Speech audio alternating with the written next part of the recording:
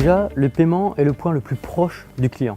Dans le parcours d'achat du consommateur, le paiement qui intervient à la fin de ce parcours d'achat, c'est vraiment le moment où le commerçant va pouvoir accéder à énormément d'informations sur ce consommateur.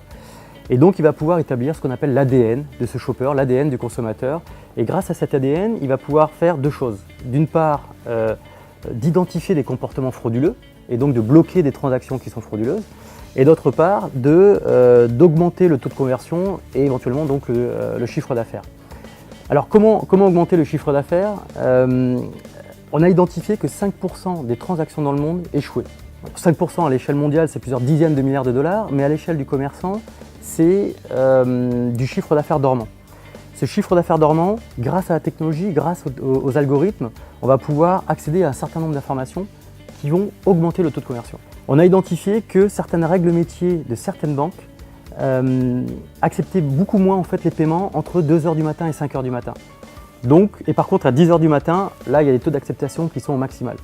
Donc, les algorithmes vont pousser ces transactions à 10h plutôt qu'à 2h ou 5h du matin. Donc, voilà, des clients comme Spotify peuvent réduire leur taux d'impayé de 70%.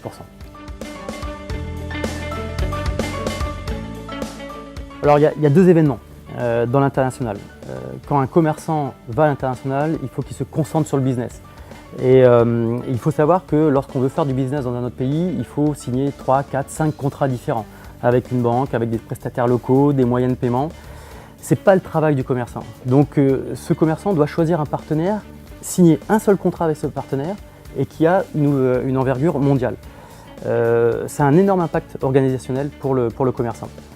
Le deuxième aspect, c'est de bien connaître son marché. Alors ça peut être basique, mais il faut savoir qu'en France, par exemple, on utilise des cartes bancaires, des cartes de crédit. Voilà.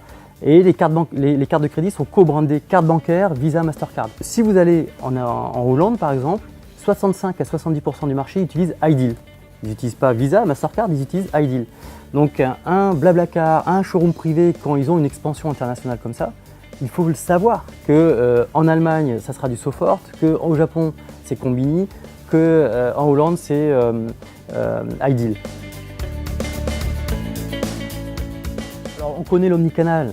L'omnicanal, on en parle depuis plusieurs années, c'est de pouvoir acheter en ligne, retirer le produit en magasin, ou voire même rendre le produit en magasin, c'est ce qu'on appelle le click and collect. C'est de pouvoir aller en magasin, il manque un produit, mais on peut l'acheter en magasin, le recevoir le lendemain à la maison.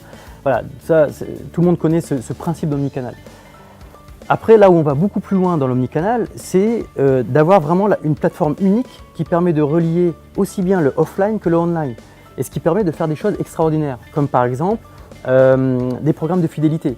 Vous achetez en ligne régulièrement et quand vous allez en magasin, le commerçant va pouvoir avoir l'historique de vos achats et va pouvoir comprendre que ah ben tiens, là vous avez droit à un bon de remise par exemple. Ça peut être aussi l'inverse. Vous achetez en magasin, là on va ce qu'on appelle tokeniser la carte. Donc tokeniser, c'est récupérer des informations, c'est crypté, c'est extrêmement sécurisé, mais qui va vous permettre de payer en one click après en ligne. Sachant que le one click permet d'augmenter de 25% en général le taux de conversion. Et notamment sur le mobile, où il n'est plus besoin de rentrer ses coordonnées bancaires sur un petit écran. Pour conclure, le paiement était vu comme une commodité il y a quelques années. Aujourd'hui, c'est vu comme vraiment un élément stratégique pour les commerçants.